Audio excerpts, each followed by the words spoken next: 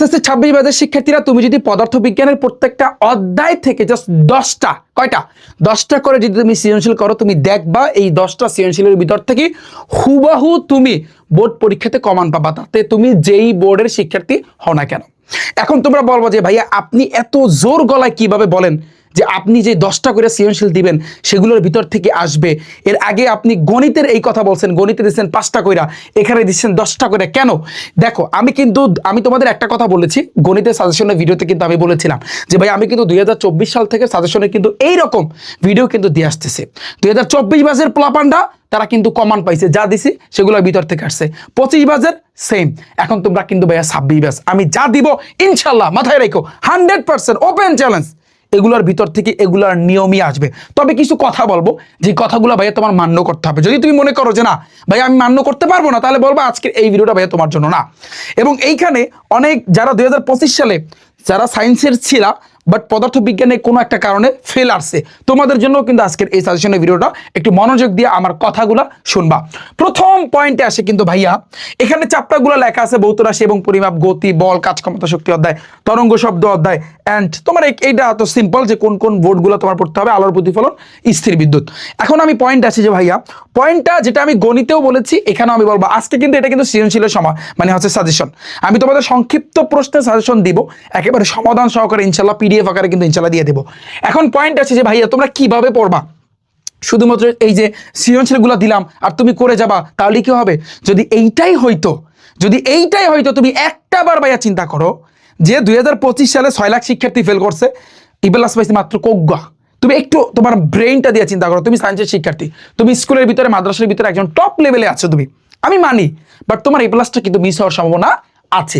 কেন আছে এই কথাটা কেন বললাম? এই কথা শোনার পর অনেকে বলো ভাইয়া আপনি কি মনে করতেছেন আমি আসলে আমার পাওয়ারই একটা অন্যরকমের, আপনি কি মানে বুঝি না, আপনার মতো এরকম রিফাত বেক আমি 5 বার ডেইলি পড়াইতে পারি, মানে কি মনে করেন? এরকম আসো না যাদের মনের ভিতরে অহংকার আছে, যে আমি সব পারি, আমি আপনার চেয়েও বেশি জানি। হ্যাঁ তুমি জানতে পারো, আমার চেয়ে বেশি জানতে পারো, বহুত আছে এরকম জানতে পারে না, কিন্তু তারপর তুমি যদি মনের ভিতরে অহংকারটা রাখো, তাহলে তোমার এই অহংকারের জন্যই তোমার কিন্তু পস্তাইতে হবে। যাই হোক আমরা ওই দিকে না যাই, যেই কথাটা মেইন যেটা আমি বলতে চাই যে ভাইয়া প্রত্যেকটা চ্যাপ্টারে প্রত্যেকটা অধ্যায় এই সৃজনশীলগুলা ভাইয়া করার আগে আল্লাহর রাস্তে তুমি টাইপ ভিত্তিকভাবে সৃজনশীলটা করো।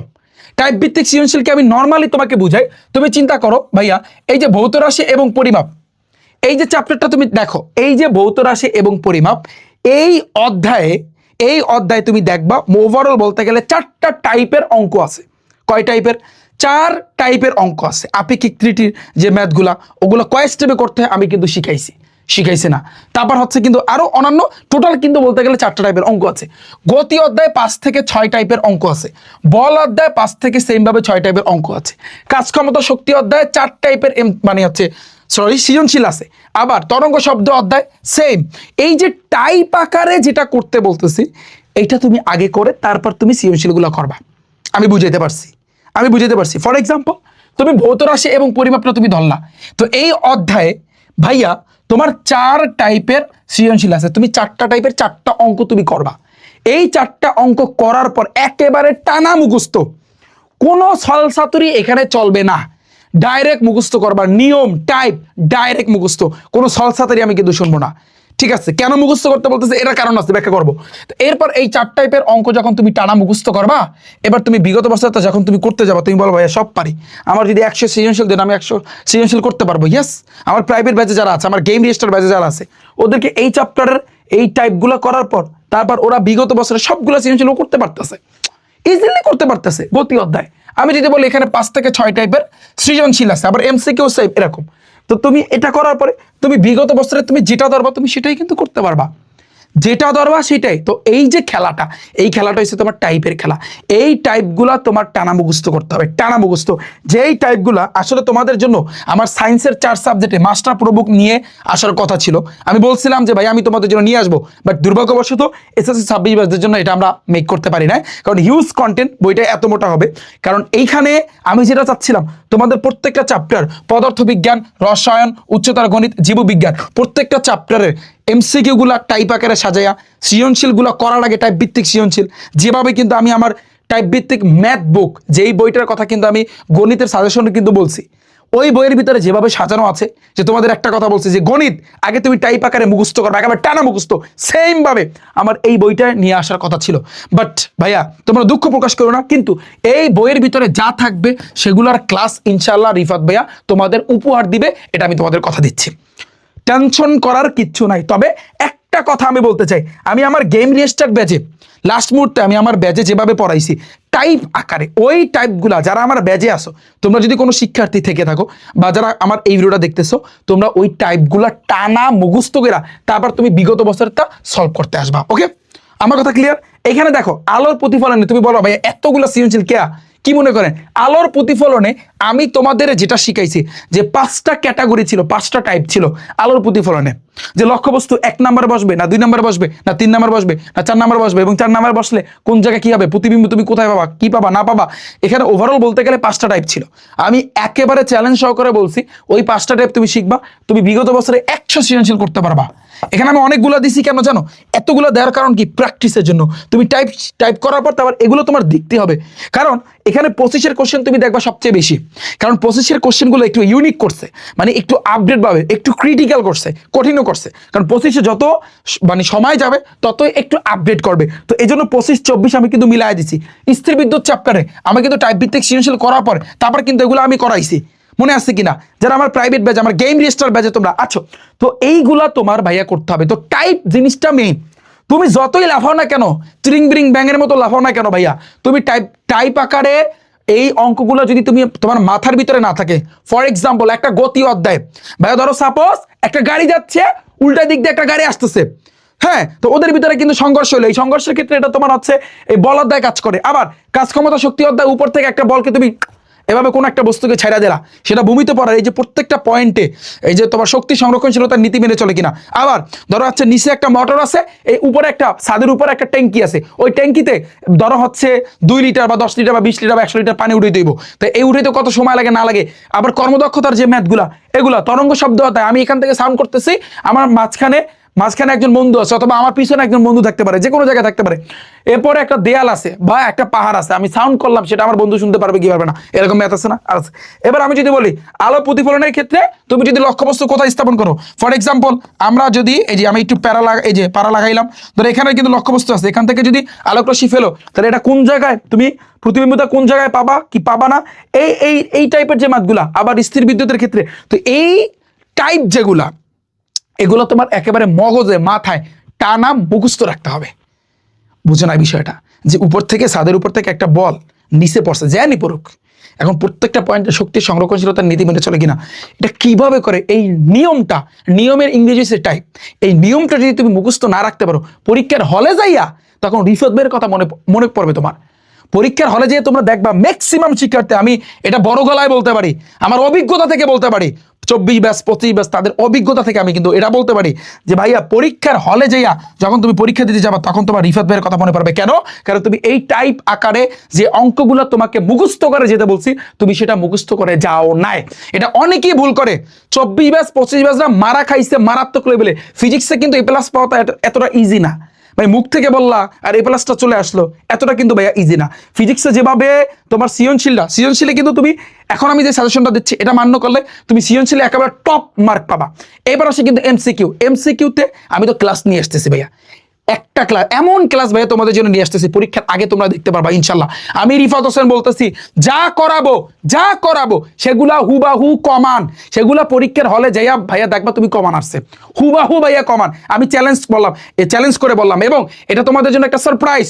তোমার গণিত থেকে স্টার্ট করে প্রত্যেকটা সাবজেক্ট আমরা পরীক্ষার আগে এমন ক্লাস তোমাদের জন্য রেডি করতেছি, জাস্ট শর্টকাটে তুমি জাস্ট করে যাবা।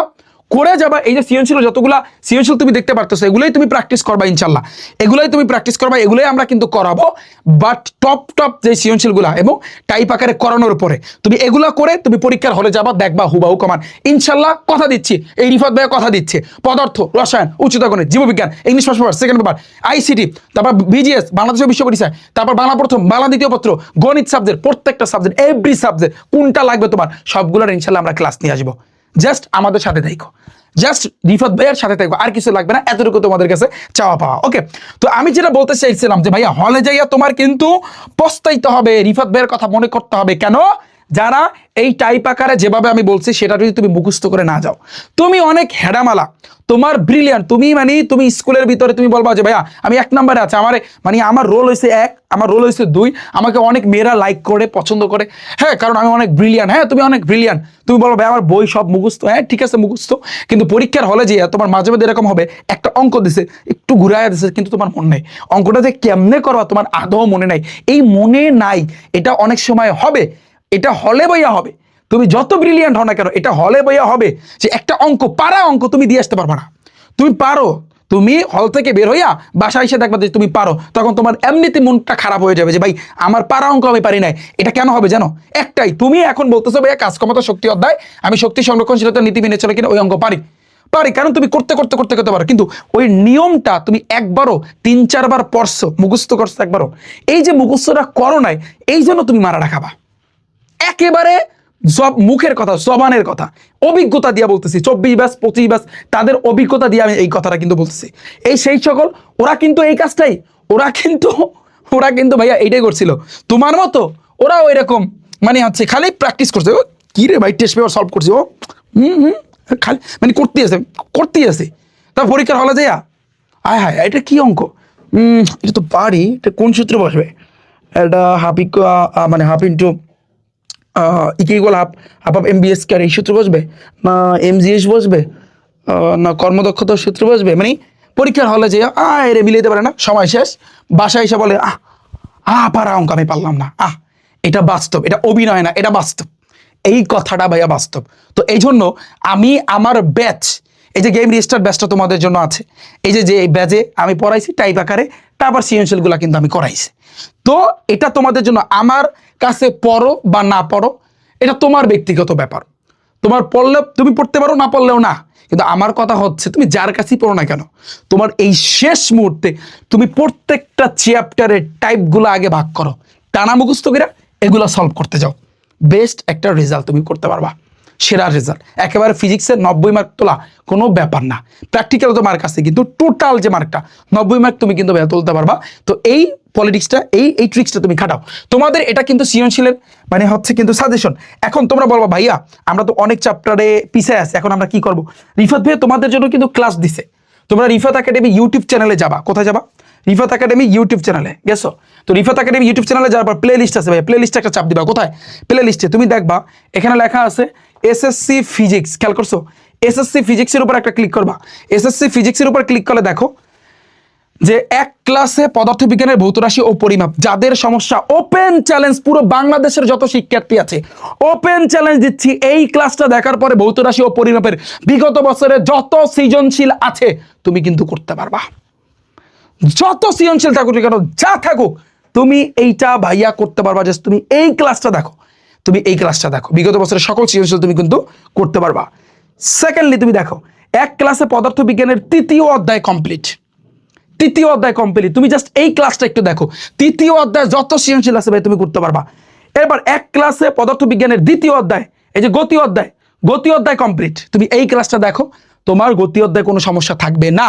এবং তোমাদের আর বাকি আছে কি 4র্থ অধ্যায়, 7ম অধ্যায় আলো প্রতিফলন আর স্থির বিদ্যুৎ, এই 4টা অধ্যায়ের উপর কিছুদিনের ভিতরে আমি 1 ক্লাস একটা চ্যাপ্টার কমপ্লিট, সেই ক্লাস ইনশাল্লাহ আমি রিফাত হোসেন নিয়ে আসতেছি।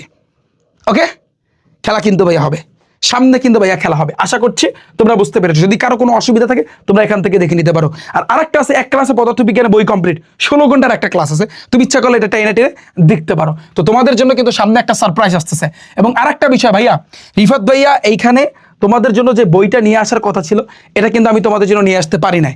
তো এই বইয়ের ভিতরে যা আছে সেগুলো ইনশাআল্লাহ আমি তোমাদেরকে পড়াই দেবো। এবং শেষ মুহূর্তে তুমি যদি একেবারে সেরা রেজাল্ট, ধরো তুমি কোনো দিক পাচ্ছ না বা তুমি টাইপগুলো আসলে সিলেক্ট করতে পারতেছো না, তাহলে আমি বলবো আমার এই ব্যাচে লাস্ট মুহূর্তে আমার গেম রেজিস্টার ব্যাচে ভর্তি হইতে।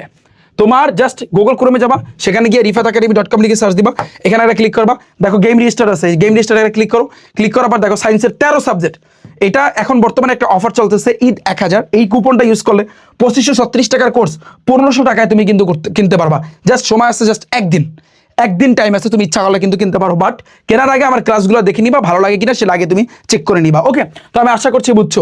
আমার এই যে 2025 সালের যে প্রাইভেট ব্যাচটা ছিল সেই ব্যাচ থেকে 85% A+ পেয়েছিল 2025 সালের SSC পরীক্ষায়, যে এই পরীক্ষায় পুরো বাংলাদেশ থেকে 6 লক্ষ শিক্ষার্থী কিন্তু ফেল করছিল, ডাব্বা মারছিল, মনে আছে?